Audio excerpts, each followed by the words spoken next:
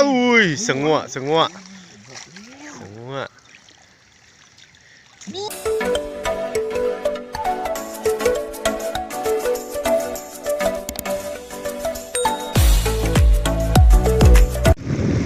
เจ้าสบายดีเนาะพี่น้องพบกันดีกับแคมป์ของอินดี้เนาะมื้อนี้สิพาพี่น้องไปยามน้ำไปยามมองอูเนาะหอดมือแล้วหลังจากที่เวียนมาประมาณ20 มื้อเนาะ20 วันวันนี้ก็เริ่มหอดเมมก็มาใส่แล้วมาใส่คำว่านนี่เนาะหนาวแห้งช่วงนี้ตอนนี้เนาะเวลานี้13 องศาความเย็นยอดประมาณนี้แหละ13เมื่อวานนี่14เมื่อนี้วัน13กับ12เลยมื่อนี้อากาศเย็นแห้งเลยนี่แหละใกล้เชียงฮอนหมองแล้ว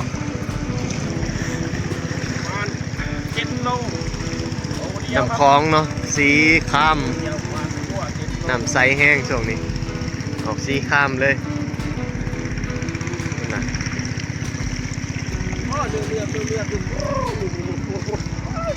นี่แหละใส่บอลนี่แหละนี่2 คันนี่ตัวนี้มันมีอยู่4 เมมนะอยู่นี่4 คนเนาะ4 ครอบครัวอยู่นี่ใส่หมุนเวียนกันเป็นเมมของอ่าวดอกตัวนี้นี่แหละขั้นนี้แหละ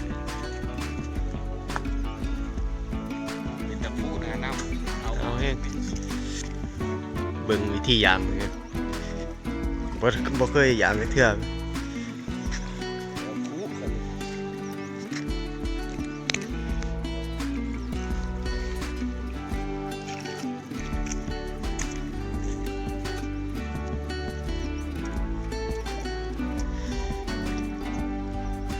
ตะเว้นกำลังสิขึ้นเนาะแสงแหลกกำลังสิขึ้นแล้ว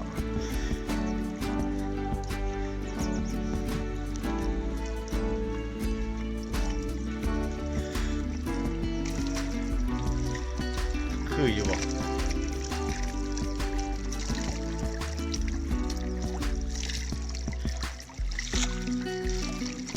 โซ่แม่โซ่เป็นยังไง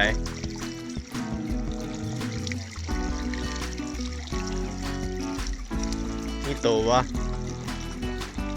นะอุ้ยสงวอุ้ย2เลยมาแท็กก่อนไอ้ติ๊นแท็กก่อนเอ้ยสุดยอดเลยว่ะ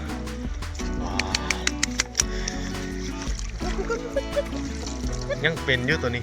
งามอยู่ตัวนี้ยังคือกันนี่ปลาสงวเนาะสงวใหญ่อู้ยังมันว้าวแกเสียกัน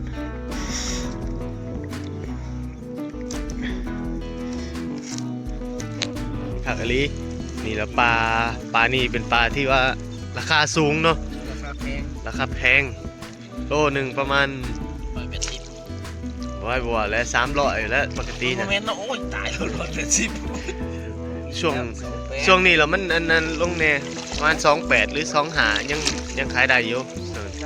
ช่วงนี้5อย่างนี่300เลยนี่ประมาณจังโลนี่4หรือ5กลับขึ้นไปเวิร์นใหญ่ว่ะนี่ไปเวิร์นใหญ่ที่ว่าอยู่เทิงเวิร์นบานเนาะเมมนี่มันที่สุดเลยนี่ไม้นี่นะมันกว่าในบรรดานี่แหละ2 ฝั่งนี่มีขั้นนี่แหละมันสุดมีไม้นี่ฝั่งลาวกับฝั่งพม่า